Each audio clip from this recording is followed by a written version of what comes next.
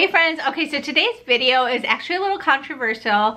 I had this idea when I watched another video, and the title was 5 things I don't do as a Christian woman anymore. And so I was like, that's a very interesting idea for a video. And so I reached out to a lot of my friends who used to be Protestant and they converted to the Catholic faith. And so I asked them, like, what are some things that kind of surprised you that are different about Catholic women compared to Christian women? Okay, so I'm editing the video right now and I just want to make a big correction. I keep talking about the differences between Catholic women and Christian women, and Catholic women are Christian women, but I'm talking about Protestant women, so women who are non-Catholic. So I just wanted to clarify that. And so it is interesting because all of these are okay in the world's eyes.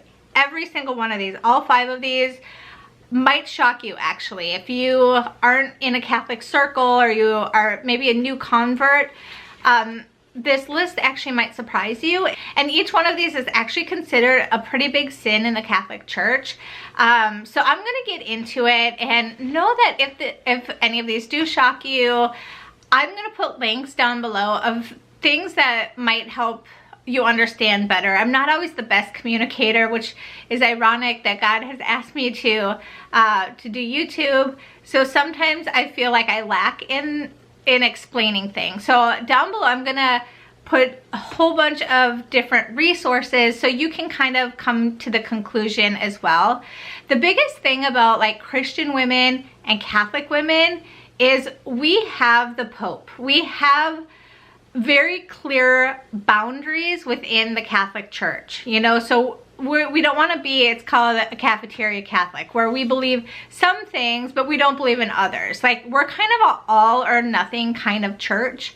And so this list is interesting because a lot of Protestant Christian women, it's kind of like their interpretation of what is good and what is wrong, right? And so that is very different compared to Catholicism. Like Catholic Church, I love that they give us the boundaries. They let us know what is a sin, what is not okay.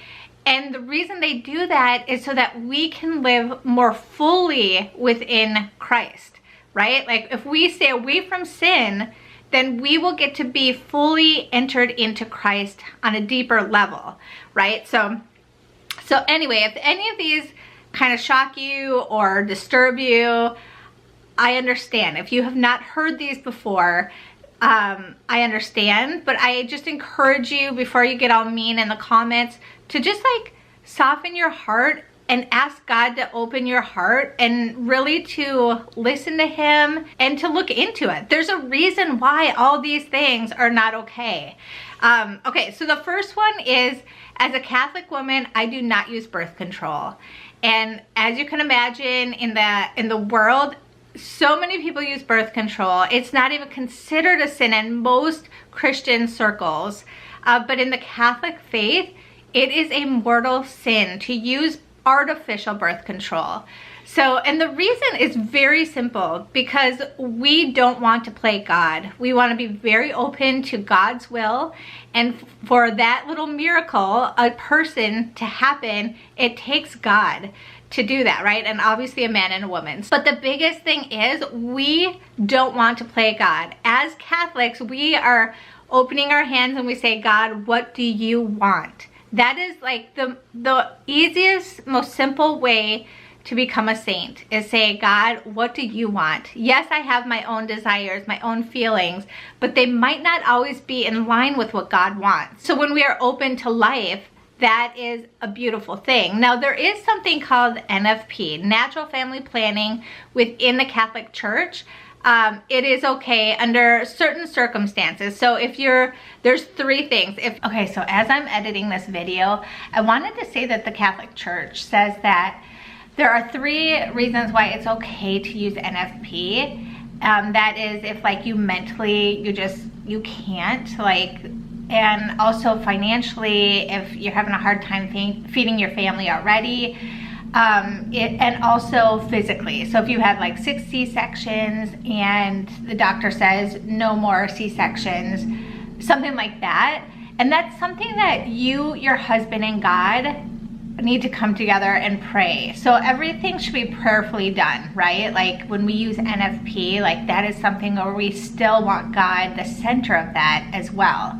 But the main thing is that we are opening ourselves up and not putting any boundaries between us and God's will, if that makes sense. So I just wanted to kind of clarify that something prayerfully a husband and wife should be discussing with God, right? Like, what do you want, God, in this situation? So anyway, I just wanted to clarify that. To be a whole person and to be fully alive, but they also want you to be fully open to God's will. And so when we do NFP, we are not putting any boundaries there.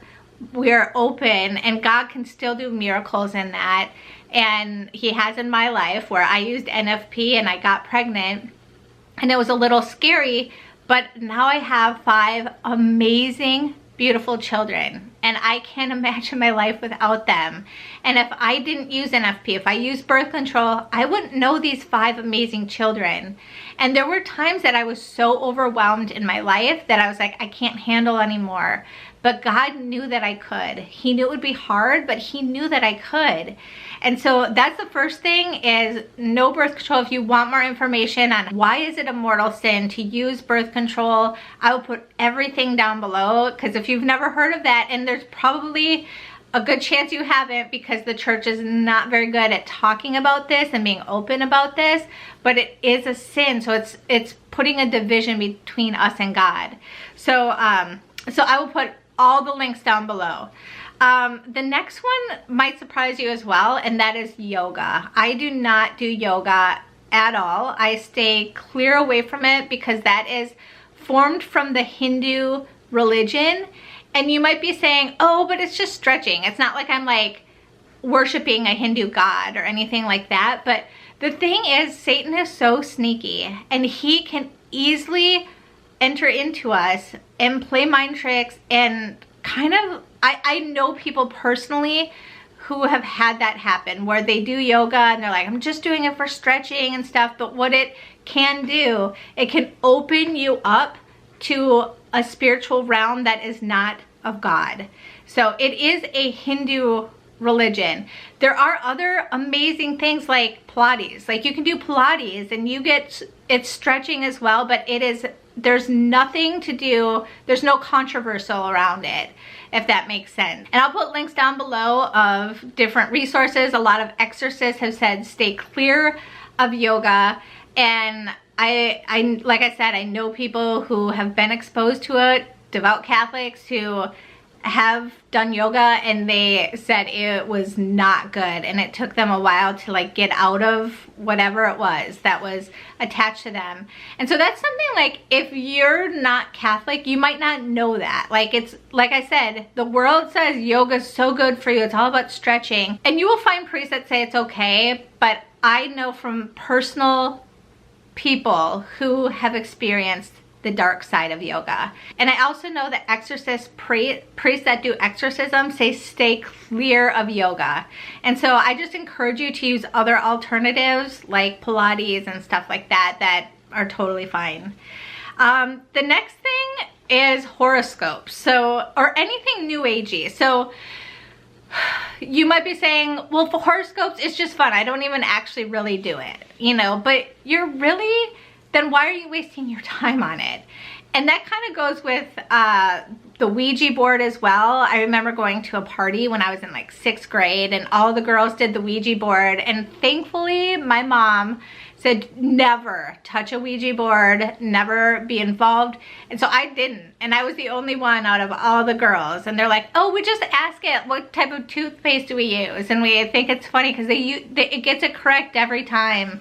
Or like, we know we're moving it ourselves, or just stay clear. Like, it is a demonic board game that is not a game. It is like truly not good to be around these things. Horoscopes as well. Like, these are things that are not of God.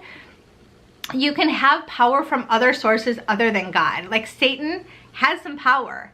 Okay, God ultimately is by far the highest power, but we don't want to give any power to Satan. And when we do Ouija board or horoscopes or those things, it's opening ourselves to those things. So it might seem like little and just like, oh, it's silly, like it's not a big deal. To God, it is a big deal. And that's what we really want to live our life for God, not for ourselves, you know? So, so that's something. And then another thing is never miss Mass. Like that is something that, like Protestants, it's not a big deal if they don't go to church. They think of it as like a community thing, which is good. We do too as Catholics, but it's so much more than that. We truly believe that Jesus is present in the Holy Eucharist. We truly believe that. And the Catholic Church, so this is like the popes and, you know, they have said one of the precepts of the Catholic Church is you have to go to church on Sundays, if you can. Like there are times people are at war and they can't physically, or I worked, you know, I did mission work in Honduras and people were up in the mountains and they didn't have a priest near them. So twice a year a priest would come and do Mass and give them the Holy Eucharist and confession. That's different. If you have access to the Holy Mass, you should be going every single Sunday or Saturday night. But ultimately Sunday is really the day you want to go. But so we are not allowed to actually miss. It's not one of those like, oh, I'm not feeling it today. That's not the Catholic faith. Like it is one of the precepts of the Catholic Church. It is one of the things where it's like, we have to go. So, and obviously if you're sick or something like that, that's different. But like if it's like a minor headache or something like that, I encourage you to go, okay? Because it's like, that's where we get our strength for the rest of the week, right? Like there's so much more than we could ever understand that is in the Holy Eucharist, in Mass, in being, like literally when you go to Mass, it is heaven coming down to earth in front of us. Like it is amazing. And all the angels are at the altar. Like it is something we should never ever want to miss. And so like if you can go to daily Mass, go to daily Mass. You are witnessing a miracle every week. So so that's different. We are not allowed to miss Sunday Mass. And then the last one is no meat on Friday. So this one's kind of controversial because in Vatican II it said you can eat meat on Fridays, but they actually, if you look at the wording and how they present it, you're still supposed to not have meat on Friday. So before Vatican II, everybody knew that every single Friday you don't eat meat, right? You can have fish, that is okay, and beans and rice, all eggs, cheese, you can have all that, but like meat, like I'm talking chicken, beef, you know, lamb, all that, not okay to eat on Fridays. And so after Vatican II, they changed it where they said, you know, if you do eat meat on Friday, you know, outside of Lent, if you do eat meat on Friday, then you need to do something else. So pray a rosary or do a Divine Mercy Chaplet, do a deeper prayer, do Station of the Cross, so that you are remembering, like the main thing of why we do that is so that on Fridays we remember Jesus died for us. And so our little sacrifice, we're connecting with Jesus on that. And I know there's going to be people who's like, I don't even like meat, so it's not a sacrifice. You can give up chocolate too, but you do need to do meat, but you can also give up chocolate. If you want, people on Fridays, every Friday of the year, fast on bread and water. There are people who do that. So you can take it where you want, but you know, so it's interesting. But those are the things that my friend said, and I agree with them. Like those are all true, and those might not, like if you're a Christian woman, might not know that about the Catholic faith. If you're a convert, you're like, oh, I knew none of those. So anyway, I hope that you enjoyed this video. I hope that it helped you. If you know of some that I didn't even say, you can put it in the comments. Some things are not black and white in the Catholic Church, you know? So these are just things that through the years I've learned as being a Catholic woman, and my friends too have learned that, oh, this is not okay in the Catholic Church. And if you dive deeper into each one of these, you will understand why. It's not just a bunch of men trying to make up rules to make your life harder or anything like that. Like, the purpose is to get us to heaven, and these things will help us. So anyway, I hope that you enjoyed this video, and until next time, I will see you all later. God bless. Bye.